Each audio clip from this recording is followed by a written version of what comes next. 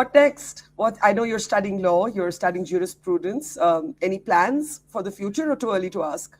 Well, this is, I think, an idea I've always had in the back of my head, and perhaps after this, I'm going to take it a lot more seriously, which was focus on, of course, my training contracts, the law career later, but take my year out after I graduate, come back here, go to Delhi, work for a year, give one attempt at the UPSC. We get it, we get it. Ah, Yes, ah.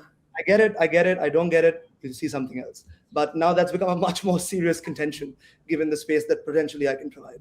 Well, I was just going to say that after you have represented India in the way that you have, I think a lot of people would like to see you in public life in your own country. Yeah, but I think the biggest thing for me is there's a lot more deserving people than I am as well. I think the UPSC is so fiercely competitive. Serving India is so competitive, and that warms my heart as well. So many people want to work for the country. People often ask me why Oxford. My usual response to them is because it was easier to get into than NLU Delhi. That is actually not even untrue, and I see where yeah. But listen, this all sounds brilliant. Would love to see somebody like you in our civil services in some form of public life. A lot of comments in the audience are saying this is a young Shashi Tharoor. Have you heard a little bit of that in the last few days?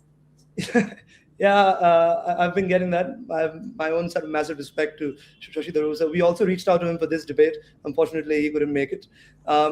Especially from the Oxford Union's perspective, his speech was, I think, one of the first ones that took us as an institution in sort of the media sense to where we are today as well. So we're also always grateful for him for that.